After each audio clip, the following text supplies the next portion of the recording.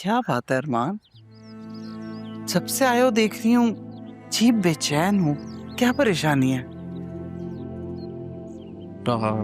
Saif house में अपना निकाह का इवेंट प्लान कर रही हूँ। क्या? लेकिन क्यों? पता नहीं, जरियून को तो मैं कानूनी तौर पे देख लूंगा, लेकिन आसिया बेगम का तो अंदाजा आपको अच्छी तरह। वो पता नहीं राहा के साथ क्या करेंगी। ये बात मैं उसे कैसे समझाऊं? कोई जरूरत नहीं है तुम्हें कुछ समझाने की बेटा, पहले की बात और थी। वो खुद समझदार है। और रही बात आसिया बेगम की, वो तो खुद बहाना ढूंढ रही है तुम्हारी और बतूल की बात पक्की अनाउंस करने के लिए। आपने क्या कहा उनसे? वही जो तुमने मुझसे कहा था, जो तुम चाहते थे। Thank you, thank you so much. बेटा तुम राहा के लिए अब तक इतना सब कुछ कर रहे हो, तो क्या मैं अपने बेटे के लिए इतना सा भी नहीं कर सकता?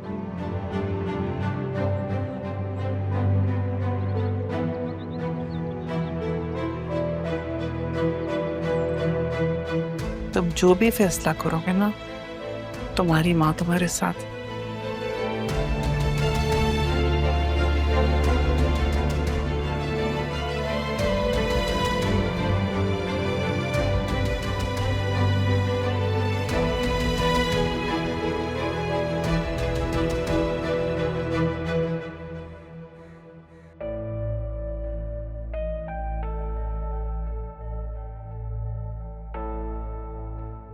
अदील, वो जो बैरिस्टर रफीक है उनसे बात की? किस लिए? यही कि पापा ने अपनी बिल में सब कुछ राहा का कर दिया। हमारी बेटी के हिस्से में तो कुछ भी नहीं आया, और ये फेयर बात तो नहीं है। आसिया, जो कुछ भी मेरा है वो बतूल का है। पापा किसी का हक कैसे मार सकते हैं? वो ऐसा कैसे कर सकते हैं? अरे मैं तुमसे कह रही हूँ ना, ये सारा उसी का किया धरा है। क्या कहना चाह रही हो? किसने तुमसे क्या कहा है? अब तुम्हारी अपनी बेटी तकलीफ में है, टूट फूट गई है वो नजर नहीं आ रहा? मुझे पूरा यकीन है ये सारी साजिश राहा की और जरियून की है। इसीलिए वो निकाह के बाद आई, और आई भी तो अरमान के साथ,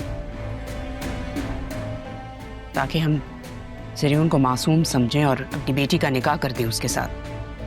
राह का पीछा छोड़ दो आसिया, पहले दिन से उसके पीछे पड़ी हुई हो, अब बस करो। इतनी नफरत क्यों है तुम्हें उससे? मैं उससे नफरत नहीं, इनफैक्ट वो मुझसे नफरत करती है।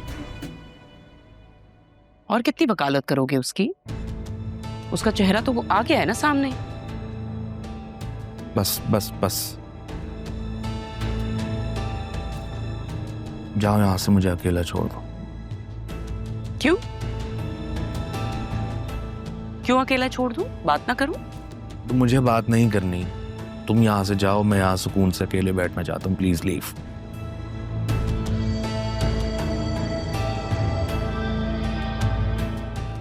देखती हूँ मेरी बेटी की खुशियों को आग लगा के वो कैसे खुश रहेगी। लगता है अब मुझे ही कुछ करना होगा, किसी का सहारा नहीं लूंगी। ओके।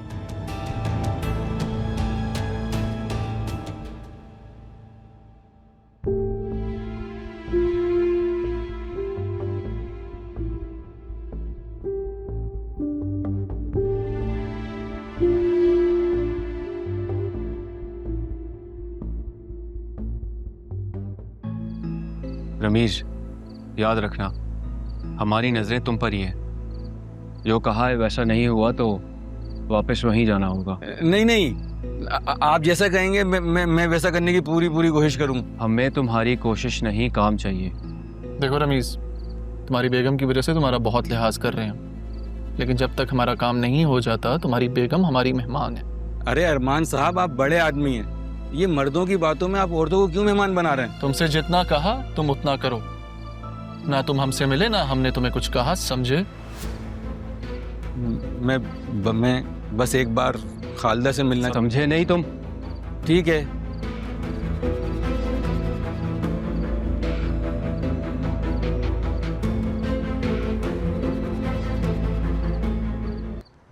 वैसे इंसान की ज़िंदगी में कुछ लम्हे ऐसे होते हैं जो उसकी सारी तकदीर बदल देते हैं। आज शायद वही लम्हा है। शाहजहान, मेरे ख्याल से तुम भूल रहे हो कि तुमने ही मुझे कहा था कि मैं ज़रियून से निकाह कर लूं। अब तुम मुझे प्रपोज कर रहे हो। हम दोनों जानते हैं कि उसकी हकीकत क्या थी, और एक हकीकत ये भी है कि मैं तुम्हें अपनी ज़िंदगी में चाहता हूँ, हमेशा के लिए। मैं हूं तुम्हारी जिंदगी में, लेकिन एज अ पार्टनर नहीं हो सकती।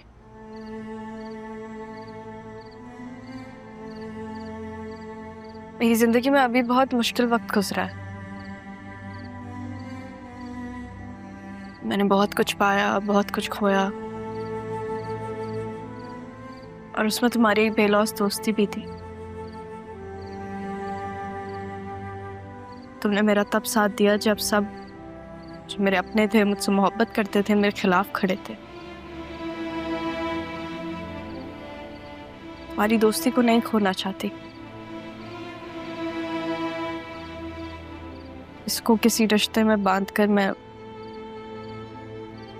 ऐसे नहीं खोना चाहती। तो क्या अब हम हमेशा दोस्त रहेंगे?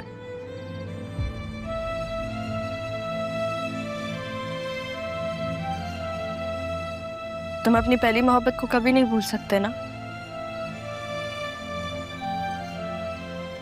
इसलिए तुम मुझे यहाँ लेकर आए हो जहाँ पे तुमने उसे प्रपोज किया था, है ना?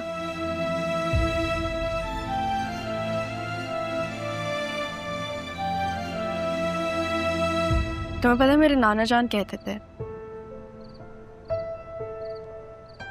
कि आपका एक अच्छा दोस्त वो होता है जो कभी ना बदले, बुरे वक्त में आपका साथ दे, ना कि बदल जाए। तुम मेरे वो दोस्त हो। ये दोस्ती मेरे लिए बहुत जरूरी है, मेरे लिए बहुत अहम है। मैं इसे नहीं खोना चाहती। वो अरमान सिकंदर है ना?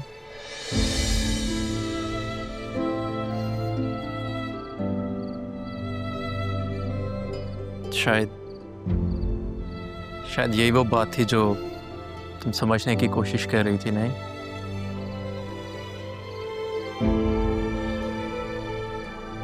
तुम्हें पता है मैंने बचपन से जिसको पसंद किया वो मेरा मुखालिफ बन के मेरे सामने खड़ा था। पर असल में तो वो मेरा सहारा था।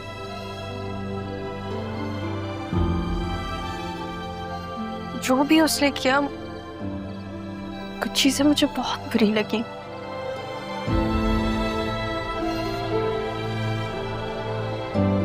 लेकिन वो मेरे हक में बेहतर थी। वो सिर्फ नाना जान के एहसानात निभा रहा था। शायद इसलिए वो बतूल से शादी कर रहा है।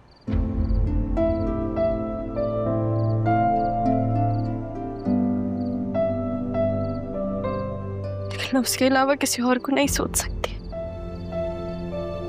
मेरी हमेशा से कोशिश रही कि मैं तुम्हें कहीं खो ना दूं, कि ना आज एहसास हुआ कि तुम्हारी तो मोहब्बत ही कोई और है। दोस्ती और मोहब्बत में यही तो फर्क होता है।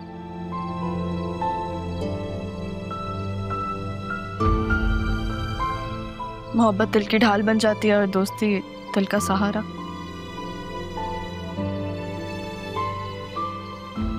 मैं चाहती हूँ कि तुम हमेशा मेरे दोस्त रहो। मैं हमेशा तुम्हारे साथ हूँ।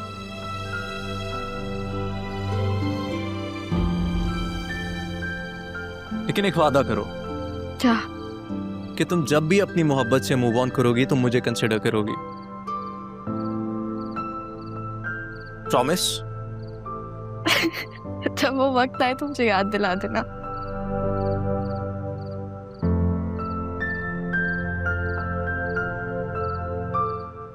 कुछ खा लें?